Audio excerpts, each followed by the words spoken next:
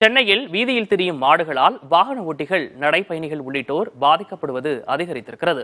மாடுகளை கட்டுப்படுத்த மாநகராட்சியின் நடவடிக்கை போதுமானதாக இல்லை என்கின்றனர் பொதுமக்கள்.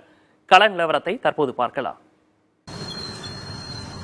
சென்னையில் சாலையில் சுற்றித் திரியும் மாடுகளால் பொதுமக்கள் பெரும் அவதிக்கு ஆளாகி இருக்கின்றனர்.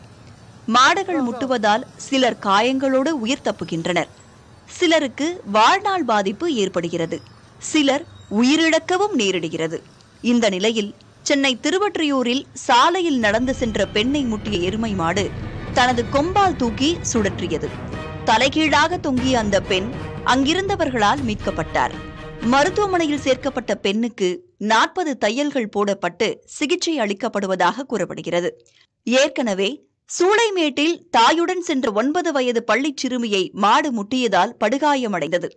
திருவல்லிக்கேணியில் மாடு முட்டியதால் முதியவர் ஒருவர் உயிரிழந்தது என பல நிகழ்வுகளால் பொதுமக்கள் மிகுந்த அச்சத்தில் உள்ளனர். வளர்ப்பு மாடுகள்தான் சாலைகளில் சுற்றித் திரிவதாக குற்றம் சாட்டும் பாதிக்கப்பட்டோர் பெண்கள், குழந்தைகள், கர்ப்பிணிகள், பள்ளி மாணவ மாணவிகள் உள்ளிட்டோருக்கு பெரும் இடையூறு ஏற்படுகிறது என்கின்றனர் பொதுமக்கள். போக்குவரத்து ஸ்தம்பிக்கிறதே மாடு. ஆனா அதை யாரும் சொல்றதுக்கு இது பண்றாங்க. ஏன்னா மாடாச்சே லட்சுமி வேணா அப்படின்னு போட்டு மெதுவா பொறுமையா போறாங்க. அவ்வளவுதான். 7 மணி வரைக்கும் மாடு அதிகமா இருக்கு. இதெல்லாம் நிறைய பேர் முட்டுது. ஏன் என்னையே ஒரு ட்ரிப்பு முட்டி இருக்கு. ஸோ கேட்டதுக்கு அதை சரியான பதில் இல்லை அவங்க வளர்க்குறவங்க கிட்ட இருந்து.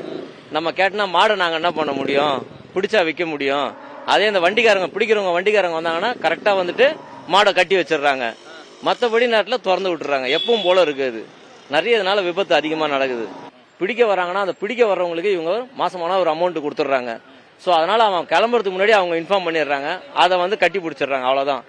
மாடை பிடிச்சா ரிமாண்ட் பண்ணுங்க, ஓனர் ரிமாண்ட் பண்ணுங்க. மாடு குறுக்குல வந்துச்சு, போய் விழுந்தாரு. விழுந்த வேகத்துல எல்லாம் போக தூக்கணும். இல்லைன்னா என்ன ஆகும்? ஏதோ ஒரு வண்டி வந்தா போய் விழுந்து சாக வேண்டியதானே. அதெல்லாம் பிரச்சனையே பண்ணணும். எதோ பண்ண போறாங்க. அப்புறம் கார்பரேஷன் வண்டி வரும்போது மாடெல்லாம் கட்டிடுறாங்க. வண்டி சும்மா போகுது. என்ன பண்றது? சாலை ஓரத்தில் வளர்க்கப்படும் மாடுகள் மட்டுமே வீதிகளில் சுற்றுவதாக கூறப்படும் நிலையில் தங்களுக்கென தனியாக இடம் கொடுத்தால் அங்கு மாடுகளை கட்டி வளர்த்துக் கொள்வோம் என்றும் மாடு வளர்ப்போர் கூறுகின்றனர். இடம் கேட்டு பலமுறை கோரிக்கை விடுத்தும் அரசு செவிசாய்க்கவில்லை என்றும் அவர்கள் குற்றம் சாட்டினர். இரவு நேரத்தில் மட்டுமே மாடுகளை அவிழ்த்து விடுவதாகவும் தங்களின் கோரிக்கை மீது அரசு உரிய நடவடிக்கை எடுக்க வேண்டும் என்பதும் அவர்களின் கோரிக்கையாகவே உள்ளது. அவுத்து விட்டு போய் அங்க கிரவுண்ட்ல விட்டு வருவோம். அவ்வளவுதான். வெளியே மேயறதுக்கு எதுவும் இடம் கிடையாது. ஏற்கனவே இருந்த மேய்ச்சல் நிலம் எல்லாத்தையும் நல்லா இது பண்ணியாச்சு.